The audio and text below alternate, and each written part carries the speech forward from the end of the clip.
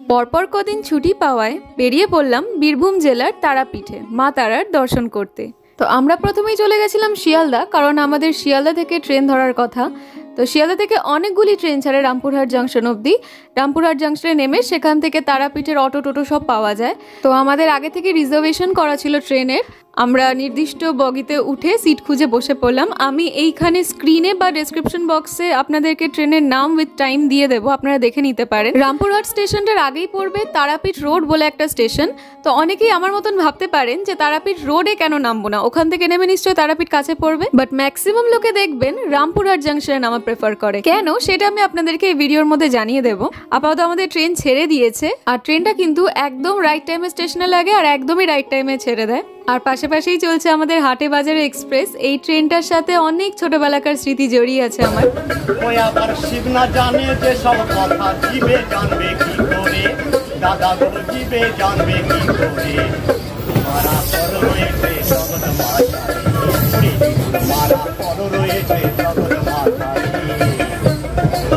Train জার্নিটা খুব ভালো লাগবে আপনাদের, কারণ খাবার জিনিসপত্র তো ওঠেই, তাছাড়াও পরপর কয়েকজন বাউল উঠবেন আর আপনাদেরকে বাউল গান শোনাবেন। তাই গোটা জার্নিটা খুব এনজয় করবেন। রামপুরহাট কখন পৌঁছে যাবেন বুঝতেই পারবেন না।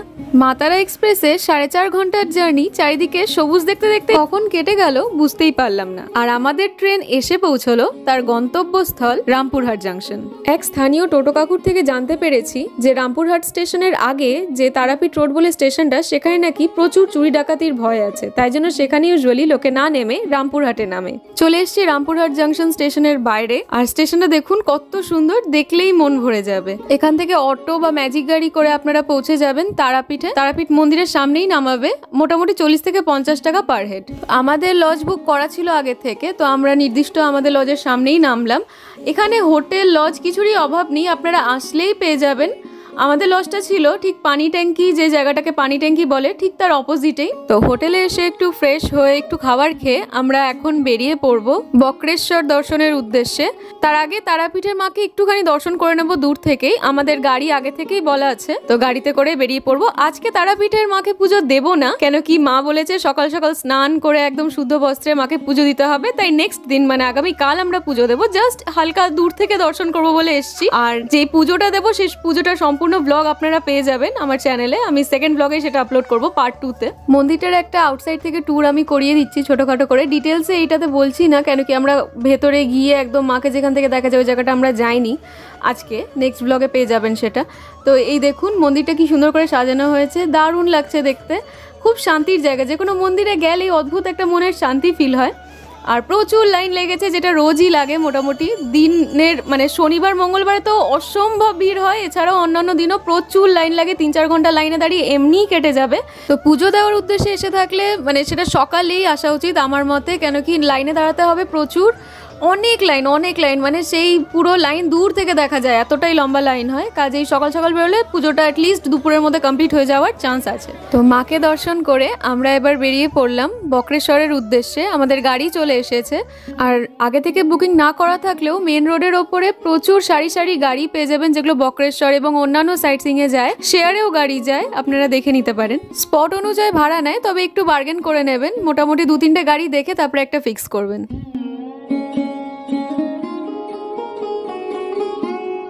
তারাপীঠ থেকে বক্রেশ্বরের দূরত্ব ওই প্রায় 67 কিলোমিটার। চারিদিকে এত সবুজের সমারোহ দেখে মন একদম ভরে যাবে। বিশেষ করে যদি আপনারা সিটি থেকে যাচ্ছেন, তাহলে তো মানে আমাদের সিটিতে এরকম ফাঁকা জায়গা বা এত গাছে ঘেরা জায়গা তো পাওয়াই যায় না, অপূর্ব সুন্দর লাগে দেখতে।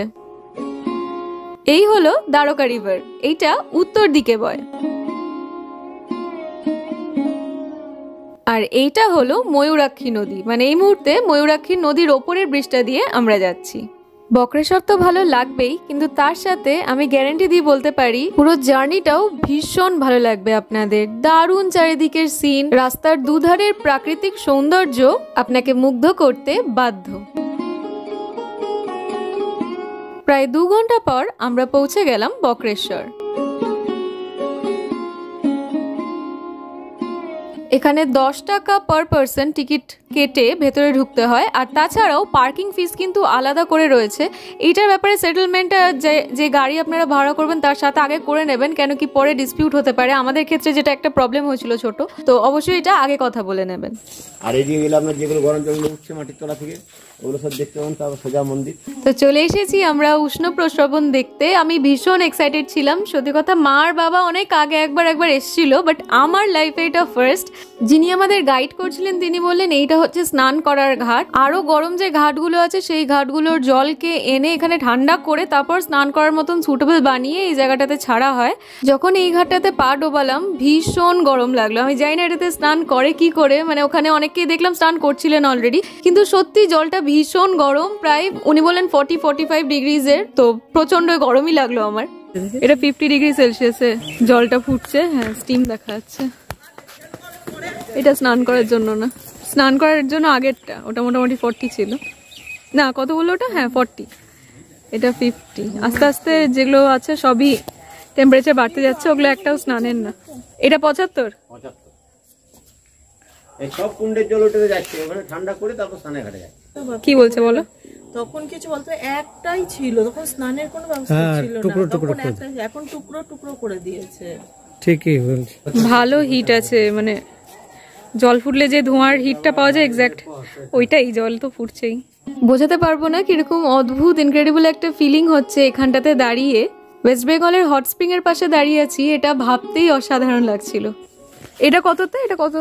এটা 50। এটাও 50। এইটাই তো আপনি দেখে নেবেন পাশ থেকে। ও আচ্ছা, এইটাই তো বললাম না, বড় করে ধরা যায় না। এই কুণ্ডের জলে দিকে বেরোচ্ছে, এর সঙ্গে মিশছে। দেখুন ধোঁয়া বেরোচ্ছে, জায়গাটা ধোঁয়ায় পুরো ভরে আছে। বুঝতেই পারছেন যে জলটা কতটা গরম। হাতও দিতে হবে না, এমনিতেই হিটটা উঠছে। H2S এর গন্ধ উঠছে। মা বাবার কাছ থেকে একটা খুব ইন্টারেস্টিং জিনিস জানতে পারলাম, যে তারা যখন এসেছিলেন আজ থেকে প্রায় 20-22 বছর আগে, তখন নাকি এখানে আলু পটল এগুলো ফেলে রাখা হতো আর সেগুলো সেদ্ধ হয়ে যেত। এখন অবশ্য ওগুলো বন্ধ হয়ে গেছে পরিষ্কার রাখার জন্য জায়গাটাকে। এই কুণ্ডটার টেম্পারেচার 85 ডিগ্রি। দেখুন জল রীতিমতো টকবক করে ফুটছে এখানে। তো এইবার আমরা সমস্ত কুণ্ডগুলো দর্শন করে বেরিয়ে পড়লাম বাহির পথ দিয়ে মন্দিরের উদ্দেশ্যে। জানতে পারলাম এখানে 208টা ছোট ছোট মন্দির অবস্থিত রয়েছে, যার মধ্যে শিবলিঙ্গ রয়েছেন আর মূল মন্দির রয়েছে একটি, যার পাশে রয়েছে সতীপীঠ। মানে ভেতরে মূর্তি আছে শিব ঠাকুরের। ও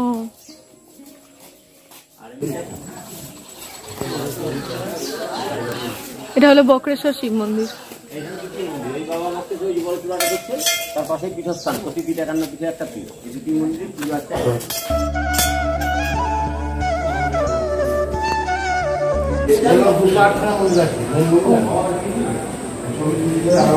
একটা জিনিস যেটা খুব ভালো লাগলো সেটা হচ্ছে মানুষের সাথে সাথে পশু পাখিদেরও অগাধ বিচরণ এখানে। কারণ এখানকার প্রত্যেকটা মন্দিরেই বেশ কয়েকটা কুকুর দেখলাম, প্রত্যেকেই খেতে দিচ্ছে, প্রসাদ দিচ্ছে। এই হলো একদম মূল মন্দিরের এন্ট্রান্স।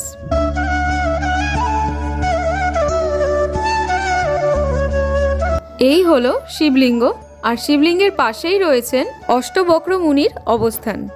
এখানে আগে ভক্তের পূজা হয়, তারপর বাবার পূজা হয়। 60,000 বছর তপস্যা করে, 60,000 বছর। বাবার মন্দির দর্শন করে আমরা চলে আসলাম সতীপীঠ দর্শন করতে। এখানে রয়েছে মা মহিষমর্দিনীর মূর্তি। কথিত আছে এখানে মায়ের থার্ড আই পড়েছিল। এখানে মায়ের মন বাঁকা যত করে যে মন থেকে যায় না যায়, তাই সতী দেবীকে স্বামীর দেহ অপমানে দেহত্যাগ করেছিলেন। সতী দুঃখ যজ্ঞের সময় সতীর দেহটা যখন সতী আত্মহত্যা করেন, আত্মযোগ বলে, তারপরে সতীর দেহটা নিয়ে শিব যে ঘুরে বেড়াচ্ছিলেন, সেই বিষ্ণু চক্রে 51টা খণ্ড করে বিভিন্ন জায়গায় পড়ে যায়। শিবকে শান্ত করেন, তার একটা খণ্ড এখানে পড়েছে দুই গুরু মাঝখান বা মন বা আজ্ঞাচক। এই জন্য মন থাকে এইখানে এই কালীঘাট থেকে কামাখ্যা সব জায়গাতে হয় পস্তক নালি কালী। এইখানে মা নিজস্ব রূপে দুর্গা মন্দির আছে। এখানে মন থেকে যাতে খুব উৎকৃষ্ট সাধন জায়গা, সাধন ক্ষেত্র, সাধন সন্ন্যাস। ভিডিওতে দেখতে পাচ্ছেন ঠিকই, কিন্তু স্বচক্ষে দেখার অনুভূতিটা একদম অন্যরকম। আমি রিকোয়েস্ট করব অবশ্যই একবার এইখানে এসে মাকে দর্শন করে যাবেন। নিচে মানে এখানে নাকি, মানে হ্যাঁ ওই যে বর্তমান বলছেন ওইখানে মায়ের মন্দির। ও তৃতীয় নন থার্ড আই মায়ের আজ্ঞা চক্র বা মন, শুনতেই পেলেন সেবায়েত বললেন মায়ের থার্ড আই এখানে পড়েছিল, আর থার্ড আইটা মায়ের পায়ের নিচে যে লাল মতন জিনিসটা দেখছেন সেটার মাঝখানে রাখা রয়েছে, ওটা টাচ করা নিষেধ অবশ্যই।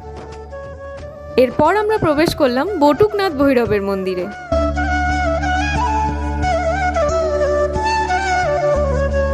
আর সবশেষে চলে আসলাম গণেশজির মন্দিরে। অপূর্ব একটা ছোট্ট গণেশজির মূর্তি এখানে স্থাপিত রয়েছে, আর তার পাশেই রয়েছে বিষ্ণুচরণ। সেবায়েত বললেন এই বিষ্ণুচরণে সদা সর্বদা জল পূর্ণ হয়ে থাকে।